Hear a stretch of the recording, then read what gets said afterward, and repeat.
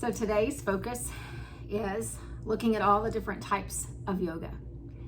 And I know that when I say types of yoga, you immediately start to think about which kind of classes that you've taken and which kind you like and which kind is your favorite, and which kind do you try to stay away from.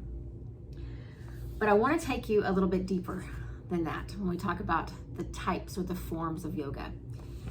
Sadhguru has given us, I think, a really nice introduction into what do we hear when we hear that word yoga? What images are conjured up in our mind? He says, unfortunately, in the Western part of the world, if you utter the word yoga, people think you must twist yourself out like rubber bands or stand on your head. Yoga is not exercise. The word yoga means union. And today, modern science has proven that the whole existence is just one big energy. So if all of this is one energy, why is it that you and I are not experiencing it that way? If you can break the limitations of the illusion that you're separate and you're disconnected and begin to understand and experience oneness within the universe, you've done yoga. You've discovered yoga. And so I want to delve into this idea of what is the form of yoga that you most closely identify with. And I'm not talking about restorative or yin or vinyasa or ashtanga or any of those other classes that you've taken. But rather, I want to talk about some different paths. And there's a Sanskrit word called parampara, which means one after another. And thousands of years ago, that's how yoga was given. It was given from a teacher to a student through this oral practice of sharing. And over time, through all this sharing and these different personalities and these diverse interpretations, yoga has begun to have many different paths, many different vehicles or ways to getting to the exact same thing that Sadhguru talked about, this idea of oneness. And so as I share these different forms or types of yoga, the one thing that I want everyone to be really clear on and understand is that the goal of all of them is a means toward liberation, a means toward helping you to transcend all of the things that get in the way of you finding your true self and your true path. And whether you ever physically do anything within your body, if you can begin to explore that path, you will have found yoga. Now, somewhere along the line, asana does become a part of it, these physical postures. And so we'll talk about that as we go through. But I want to help us, first and foremost, transcend our understanding and this limited view of what we have because of what a magazine cover shows us or because of what we see on a video or on a film. Yoga is so very much more than that. So we're going to talk about 6 different types. And the way that we're going to do this is I'd like to refer to some work that Georg Fahrenstein gave us. And there's so many different times that I've gone to him, gone to his texts, gone to his teachings to help me just understand and break down some of the misconceptions or the misunderstandings about what yoga really is. And he has this beautiful image, and I changed it up a bit because I wanted to focus on just 6 different areas.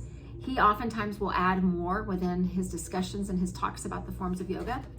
But he has this wheel. And if you look at this wheel, there are 6 spokes. And each of those spokes is going to represent one of the forms that I want to talk to you about today and that I'd like for you to reflect on as we go through. But if you notice around this wheel, no matter which spoke you're focused on, you've got these rims that say yamas and niyamas. And what we know about yamas and niyamas is that these are the ethical and the moral commitments that we make to ourselves and to our world, the people in the world, the actual world itself. So no matter which form or type of yoga you more closely identify with across these 6 that we're going to share today, just know they are all captured within these moral commitments. That's a study for another day, but the yamas and niyamas are what truly bind all of these together. And then the other thing that you notice is right here in the center, at the very middle of this wheel, they all lead toward the same thing. And we'll talk about what that looks like as we go through. But this idea of liberation and transcendence and freedom and true bliss and peace. Not the kind of peace that you ask for when you want peace and quiet, but true peace when you discover oneness between all the parts of you coming together and existing in harmony. So as we talk about these 6 forms that Georg specifies and that we've been given over the thousands of years, I want you just to think, not about what kind of yoga you want to do necessarily, but which kind of yoga do you want to live? We talk a lot in my classes, and I'm sure in many instructors' classes across the planet, that yoga is not something that you do, but it's something that you live. And when we say that, people get really taken aback because that is super abstract. We are doing kind of people. And when you tell someone that you can't just do yoga, you gotta live it, all of a sudden it sounds like it's something that's very unattainable. And so these 6 spokes, I want you just to listen as you hear these different versions, these different forms and types of yoga, and see if there's one or multiple ones that you most closely identify with. Maybe there's some you've already experienced and didn't even know the name of it, what it is that you are actually doing.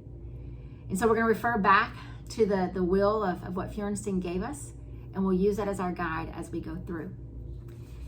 So I want to go back to his words in his book where he talks about the yoga tradition. This is what we'll start our study today.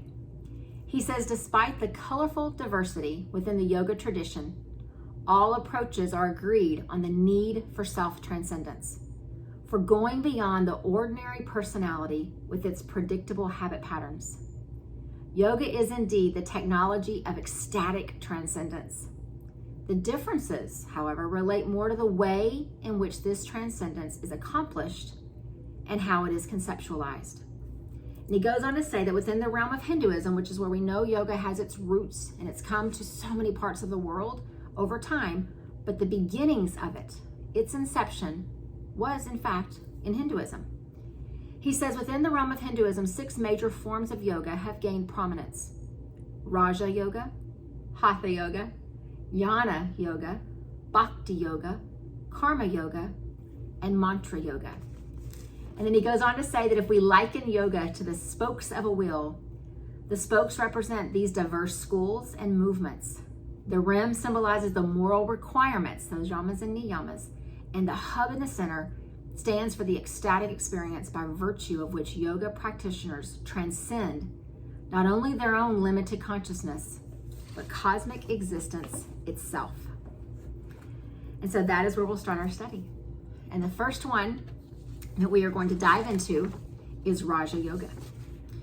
So Raja Yoga, it is defined or translated as royal yoga.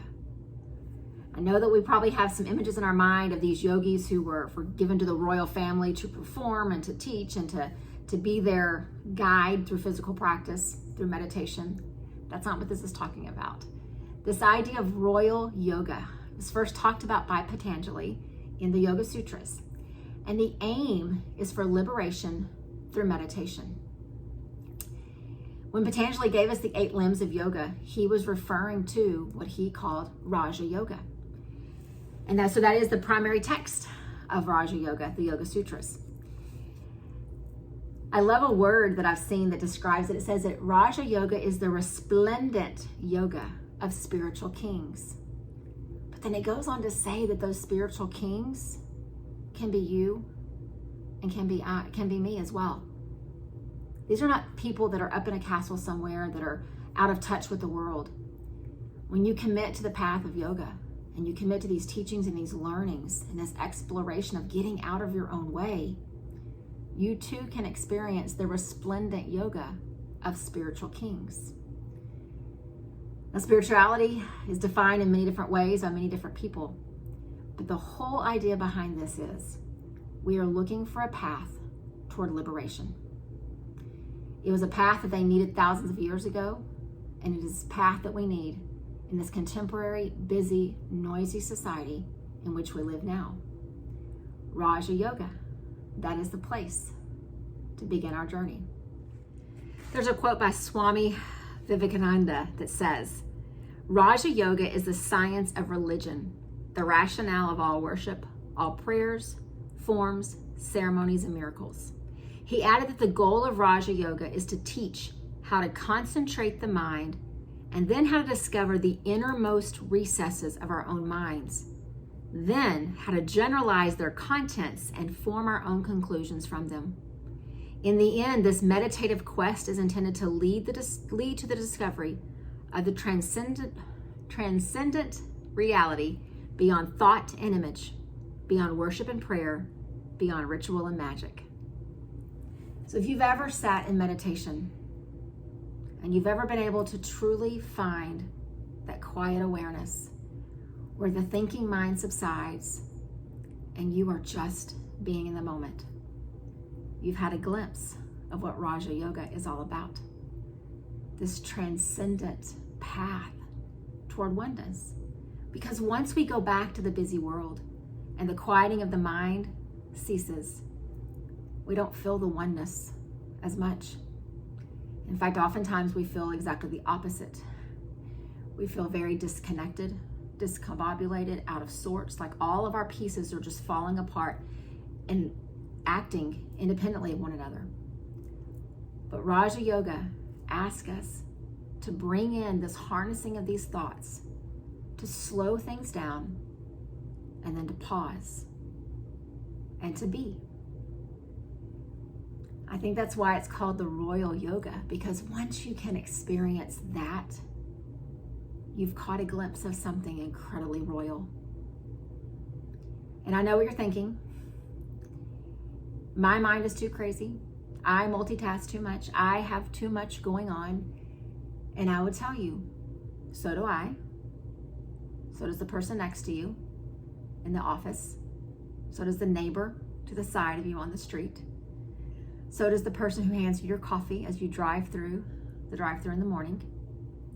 Every human being, since the beginning of time when yoga was given to us, to right here in today's contemporary society, we all have busy minds. We all have thoughts. We all have reminders of the past and worries about the future and the multitasking and the to-dos and the seemingly inability within us to turn it off. But what Raja Yoga says is that is so untrue. This path is available to all of us, not just to the kings, to the royals. It is available to the human. All you have to do is seek it. Seek the time to sit and become quiet.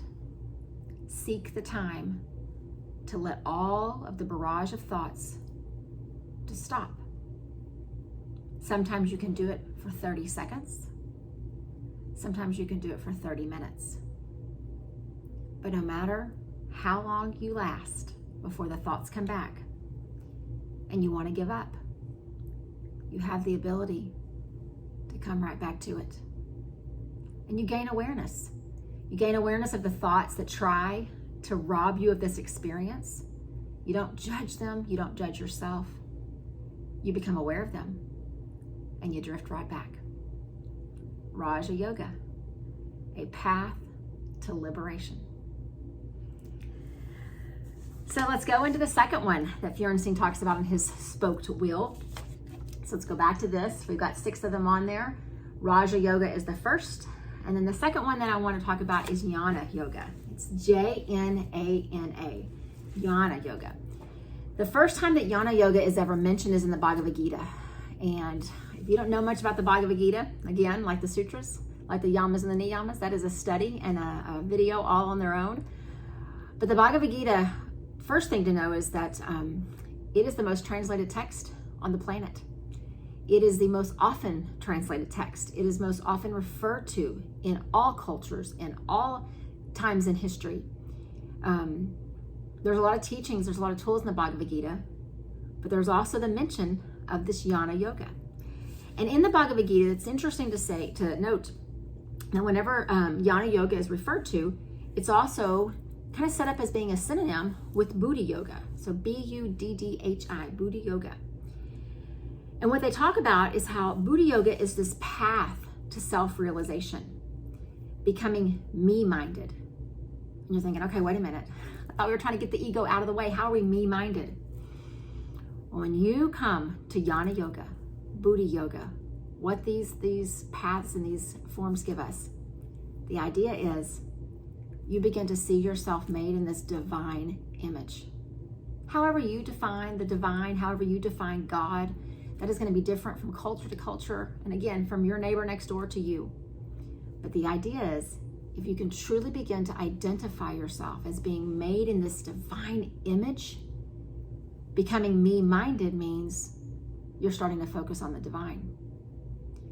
You're getting out of your own way. You're stopping this idea of only seeing yourself as this human with limitations, with problems and frustrations and wrong behaviors and wrong habits. But rather you're beginning to see the potential. You were born with this potential. It has resided within you since the day you took your first breath. It's just gotten pushed down and it's gotten pushed to the back just a bit because life is busy and messages out in the world tell us something otherwise. But what Yana Yoga or Buddha Yoga gives us is this idea of becoming me-minded, beginning to focus on this union between us, this mere mortal, and the divine, and beginning to see the oneness and the union. Many texts tell us that the goal of Yana Yoga is to become liberated from the illusions of self-limiting thoughts and perceptions. I talk to a lot of people day in and day out who can't get out of their own way. They have these perceptions that they are not worthy, that whatever things they've gone through in their past, whatever experiences that they've had in their story, that it has then deemed them to be unworthy. And those negative images and those negative phrases, all that negative energy continues to replay in their mind every single day. There's a word in Sanskrit called Samskaras, and the way I always define this, and this is the Kelly Norgard way of defining it, that it's the thumbprints on your brain. And we have thumbprints that are deeply pressed in and they are etched into our head, and we have some that are just lightly, but they're your experiences. And what we need to understand is that these samskaras are part of our story, but they don't make us less worthy of experiencing liberation and oneness and union. And so every time I hear people talk about their unworthiness, they don't say those words, but that's the message that they're saying just by the things they say about themselves. My heart hurts. And sometimes it's appropriate and it's the right time for me to let them know something different, and sometimes not yet. They're not ready, because all I'll be doing is telling them one more thing in their minds that they're going to fail at. So what this form of yoga asks us to do is to seek liberation beyond those thoughts, to stop letting them define us, stop letting them limit us. And when you can begin to sit in meditation with yourself and fall in love with that person and be okay being quiet with that person, you will have experienced this form of liberation.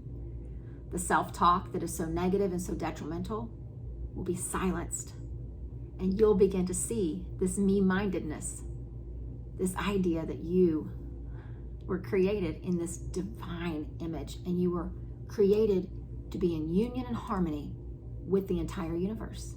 As beautiful as the tree is on the side of your home in the yard, you're seen as being just as beautiful, just as majestic, just as worthy. Yana Yoga. Oh, so then there's the third that Bjorn Singh gives us, Karma Yoga. And when I say that one, I guarantee you there's people who are listening to this who think, oh, I know exactly what that is. I saw it on a t-shirt. Or I say that all the time. Oh, karma. Karma's going to get you. Okay, that is not what the intention is of Karma Yoga. But of all the forms of yoga, it's the one that's become most prolific in our society. It's a word that we hear all the time. And what people tend to translate it as, when you put bad out, you get bad back. That's not what Karma Yoga really means. So a few translations of it. Karma Yoga is the freedom in action. It aims for you to find liberation through self-transcending service. Karma Yoga. I love this quote that says, what we practice, we become. I'd like to change those words to say, what we participate in, we become. What images we take into our mind's eye, we become. What social media post we engage in, we become. And I don't say these things to be judgmental. I am saying them right back to myself as well. And what I've learned is that if I want to put good back out, I've got to be surrounding myself with the good going in. I'm making my job harder to put out good if I'm taking in garbage. We talk a lot in our society, and I talk a lot about this in my own personal path and in the teachings that I share, talk a lot about toxic load. And the toxic load that you have around you is what's preventing you from living out karma yoga. Because the toxic load of just the things, not just the toxicity of what's in our environment and on our planet, or the toxicity in our foods and in our products. I mean the toxic load of the people that you surround yourselves and the kind of things that you're in and around. While there's temporary enjoyment in some of those things, they're getting in your way and making your job of trying to experience karma yoga an uphill battle. Because all you're doing is fighting against the negativity. Because when the sun is shining and the birds are singing, it is really easy to be kind and compassionate. But when there are thunderstorms and hail and terrible weather, it's really difficult to continue to be kind and compassionate with this sunny disposition. Same thing. When you surround yourself with garbage and negativity and harmful images and harmful conversations, and quite frankly, harmful people, you're making the path to karma yoga really difficult to find. So listen to this. It says, our universal connection to others multiplies our ability and our responsibility to flow out kindness and compassion. Selfless compassion, selfless kindness. Those are the kind that are without expectation of anything coming back.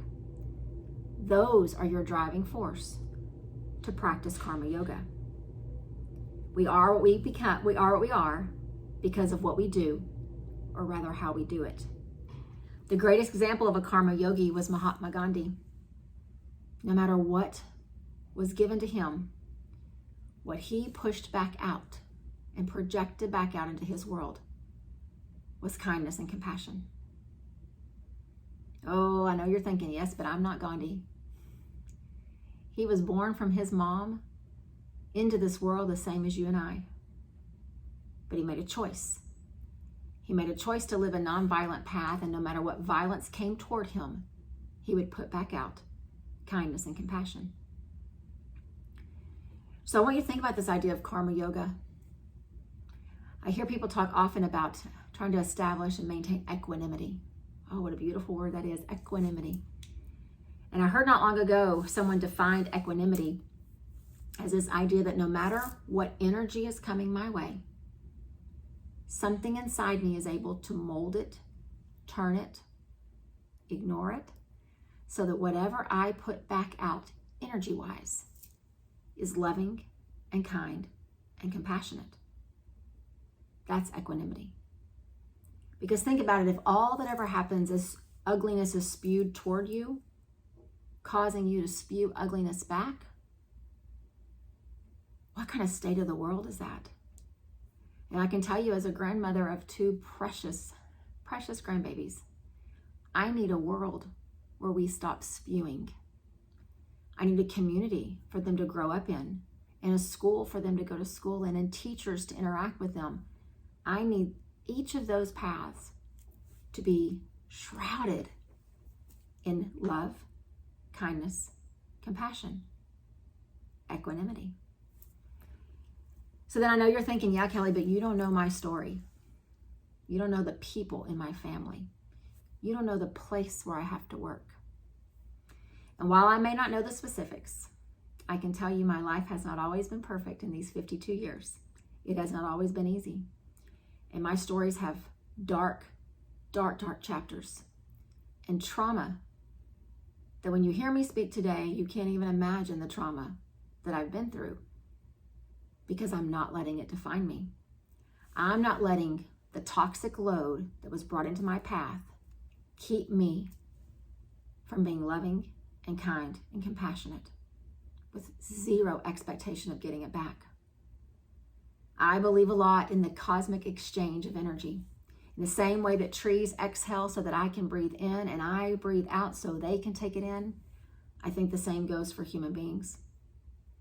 And when I breathe out goodness into your space and into the energy that surrounds you, your path toward karma yoga gets a little more attainable.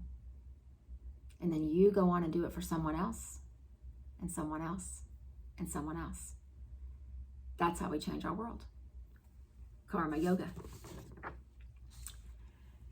Okay, so the fourth one, we're 3 down and 3 to go. The fourth yoga that Bjornstein tells us about in his Spoked Wheel is Hatha Yoga. And I know all of a sudden there's recognition there. Oh, I've done Hatha Yoga. I've taken a Hatha Yoga class. I need you to think bigger than that. Hatha Yoga, the forceful yoga. This yoga aims for liberation through physical transformation. Physical transformation. Now, I don't mean the American version of physical transformation. I don't mean the 2 images of this person and 30 days later, here's what they look like. That is not the personal transformation I'm talking about.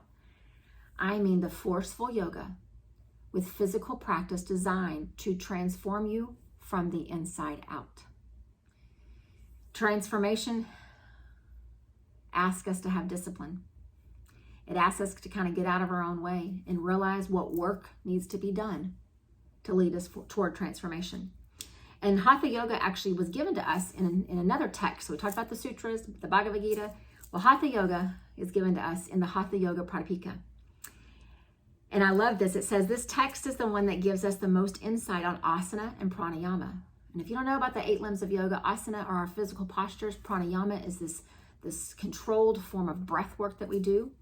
And this is when we first began to understand and learn about the postures and the breathing, is through the Hatha Yoga Pratihara. And then from that, this Pratihara, this text gives us Hatha Yoga. And the cool thing is that when you practice Hatha Yoga, it's actually a path toward achieving the perfection that's talked about in Raja Yoga. So while they all may be diverse paths, again, they go toward the same goal in the middle: transcendence and ecstasy and bliss. So I want to share with you just a few more words from Sadhguru. He talks about Hatha Yoga. And what he says is Hatha Yoga is a preparatory process of yoga. The word Ha means sun and Ta means moon. Hatha means the yoga to bring balance between the sun and the moon inside of you. The Pingala and the Ida in you. The 2 forms of energy that flow up and down all of us. Whether you understand the words or know the words or not, the energy is there, still the same. It's a physical preparation, and it's preparing the body for a higher possibility. Hatha Yoga. He says, though, you got to remember, Hatha Yoga is not exercise. Now, there's physical discipline. There's physical postures, but it is not exercise. You need to learn to use your body to drive your energy in specific directions. That is what Hatha Yoga allows us to do. So we have the postures, we have the breath, but do we have the discipline to sit and see what they're trying to show us and tell us? I talk often in my classes when I'm teaching physical postures that I need you to listen to your body. And most people hear that as, oh, I need to listen so that if the hip starts getting grouchy, I can pull out a little bit. And that is a start. That is a start so that we don't cause additional damage to things that are already a little bit damaged. But what Hatha Yoga is asking you to do is to persist, to find a posture that perhaps has a little bit of discomfort in it and see what it's going to teach you. Not about the grouchy hips or about the tight hamstrings, but about the person that's inside. Hatha Yoga goes through the body to bring transformation to the spirit. Again, liberation is the path each of these forms is working toward. The way that Hatha does it is through the body. All right, 2 more to go. And this 5th one is my most favorite one to talk about. Bhakti Yoga. The yoga of self-transcending love. The yoga of devotion. And this yoga aims for liberation through your self-surrender, my self-surrender to the divine. And if you've ever had an image of yogis in this worshipful kind of setting, then you were seeing Bhakti Yoga. If you've ever seen yogis singing and moving their body and just almost kind of not even paying attention to anything else going on beyond them because they're so in the moment, you experienced or witnessed Bhakti Yoga. And I'll tell you, I grew up in the church. I grew up in the Christian church, and I've been a Christian most of my life. Had moments in life when I was on a different path, doing different things. But the way that I define God is the way that I was taught to define God, not in a dogmatic and forceful way, but it's a choice that I've chosen to make in my adult life. But what I now understand is about some of these worshipful experiences that I was having in different church settings. It was Bhakti Yoga. The same way that I've sat in a yoga studio and listened to chants and music and sang and lost myself in the moment, not worried about the fact that I can't carry a tune or know what the notes are, but I was so connected to the worshipfulness that I was feeling inside of me. That is Bhakti Yoga. It is not something that is held to a certain space. It's not something that's held to a certain religion or a certain group of people. If you can get out of your head and get out of your way and get out of the limitations of understanding what the words mean or understanding the music, if you can just try to connect to however you define the divine to be, you will experience Bhakti Yoga. I love this. It says Hatha comes through the body, Raja and Yana Yoga come through the transcendence of the mind. And I think this might be why this one speaks to me so much, because Bhakti Yoga comes through the emotional force of the human being as it is purified and channeled up toward the divine, however you define that to be. The emotional force. You know, when I opened a yoga studio, I named my studio The Bridge, but I did it, whether people realize it or not, because I named it after Anahata, the heart chakra, the energy center in each of us that is about the love and devotion and the surrender. And I get to go in everyday practice in my space that I got to create to show people how to find that emotional heart connection. We're taught often that emotions need to be regulated and controlled. And there is a regulation component that is involved in just having and being an emotional being. But emotions were made to be expressed in healthy and constructive and beautiful ways. That is what Bhakti gives us. The cool thing is, Yana talks about identifying with God. Bhakti talks about communion with God. And again, however that is defined for you, you'll see the word God in so many different religious texts. It's not a name that is unique or reserved for a certain group of people. Bhakti is truly the way of the heart. It's almost like I can't talk about it without tearing up, because I feel it pulling on something internal. I feel it tapping into the energy center that I know is the power of me. In Bhakti Yoga, it says, the practitioner is the devotee and the divine is the beloved. And through it, our passion grows. The ways we practice Bhakti can be very different. It can come from reading and listening to scriptures. Even the Yoga Sutras are called scriptures. So it doesn't have to be a certain scripture that you've had to find in your life. The idea is a scripture is a teaching text. So reading it, listening to others read it. It's also practiced through kirtan, which is translated as praising. When you've seen people play the harmonium, you've heard the chanting and people just repeating the same thing again, kirtan. It's also practiced through group chanting. And I love this. It's practiced through friendship. One of the most special things of yoga is the community, the sangha that it gives you. And when you can experience friendship where all the other stuff just goes away and you are with that person and you truly feel communion and space with them and energy exchange, it's powerful. It's Bhakti Yoga. You don't have to sing a song. You don't have to sing a note. You can experience Bhakti Yoga through the love and the energy exchange from you to the person that is your friend. So we've got one more. Mantra Yoga. And if karma is the one that's probably most heard of these kind in our world today, mantra is probably the second most. So Mantra Yoga, We hear mantras a lot. I say them myself a lot. You hear them. You hear counselors talk about them. You hear all kinds of organizations, lots of celebrities and famous people talking about their mantras. So how is it that this all of a sudden has become just a word in our contemporary society? And I would venture to say, because it works. Mantra. A mantra is a mind tool, a mind vehicle, a mind instrument. And it is actually one of the earliest components of yoga that we've got. Way back in the Vedas, from just the very beginnings of yoga, we had mantra. Long before we had breath work, long before we had seated postures, even before we had meditation, we had mantra. And the way that mantra is defined for us, it's not just a statement, or it's not just an affirmation. A mantra, at the root of what it is a vibration. When I teach kids yoga, oftentimes I'll have them come up, and right before we end, I'll let each child come up and play the gong. Just one time. You pick what spot on the gong that you want to use the mallet and touch it with as much force as you feel is right and necessary for you. And as they do it, what I tell them is, stand. Feel that vibration, and you can feel it in the air. They feel it on their little skin. You can watch their little hair stand up on their arms. They feel it on their person, even though they're not even touching this gong.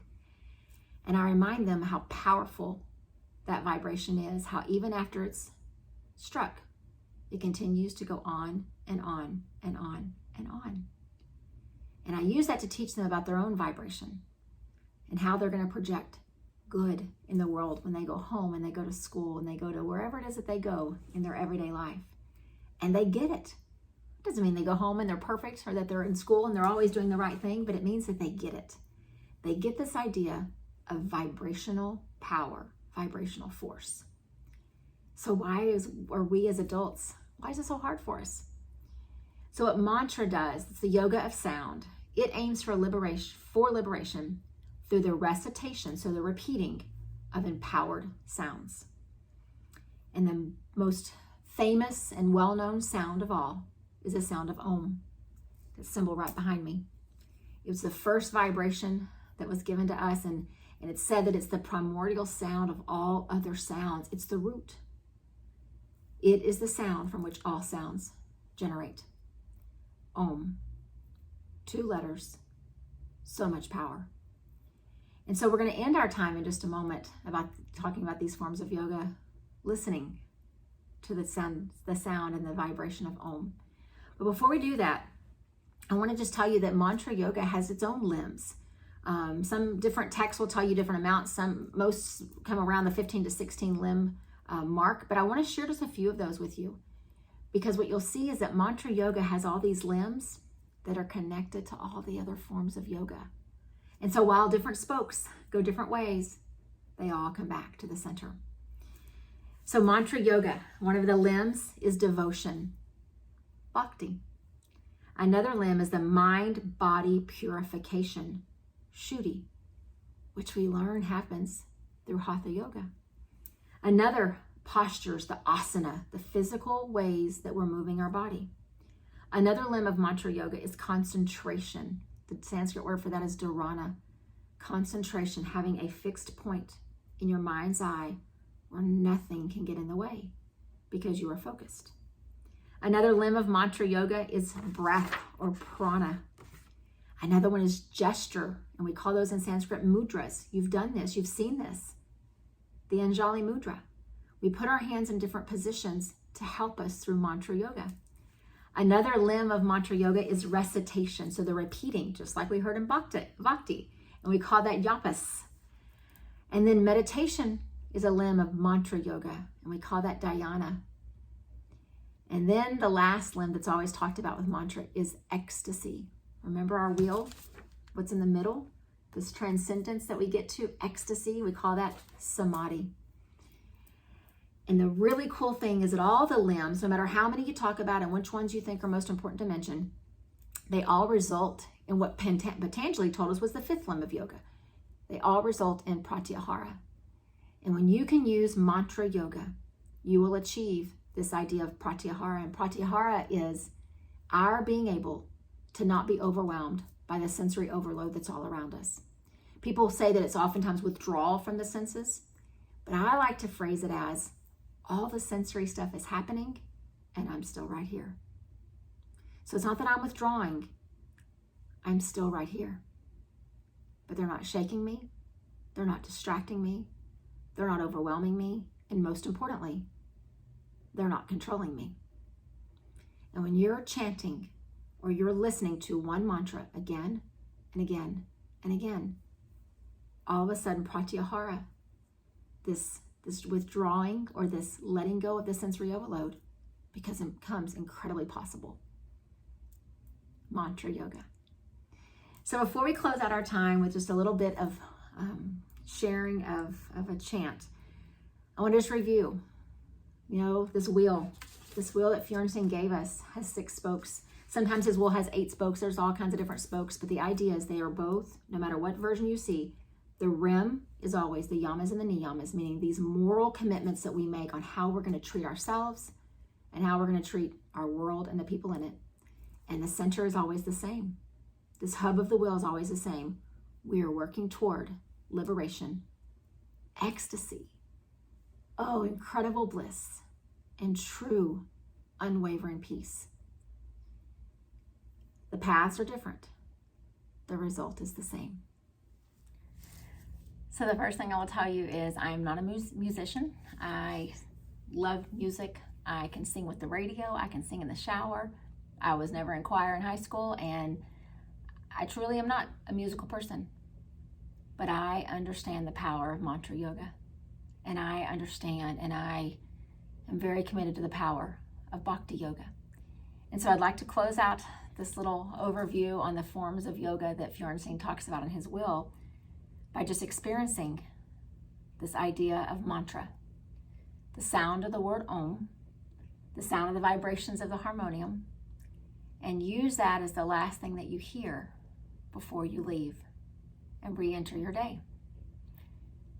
You're welcome to chant Om alongside me or with me. You're welcome just to listen. You're welcome to do it louder than what I'm doing. And the one thing I will tell you that I learn every time I sit in front of this harmonium and I chant the word Om is that I do this with the intention of finding liberation and a path to quieting my mind and feeling connection with the universe. And it doesn't matter that I don't have musical ability, and it doesn't matter that I can't sing. What matters is that my heart understands what it takes to find true liberation and transcendence.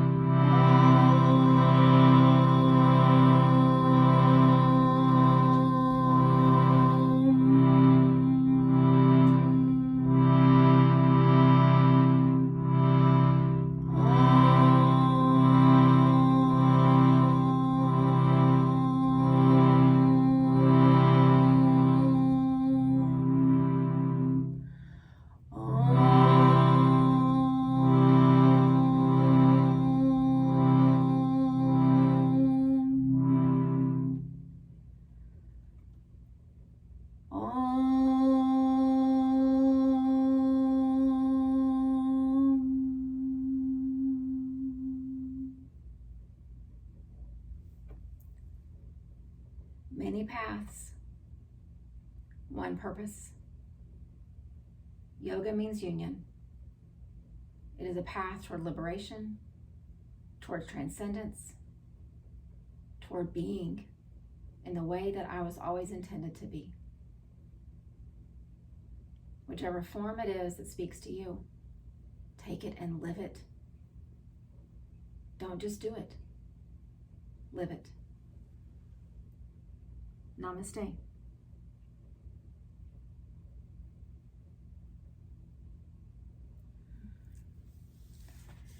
Thanks for going on this journey with me through the forms of yoga. I hope that it has been helpful and a little bit insightful, and that it's given you a little more information to understand this amazing gift of what yoga is in our world. Energy exchange from me to you, from you to the next person. Let's make it good.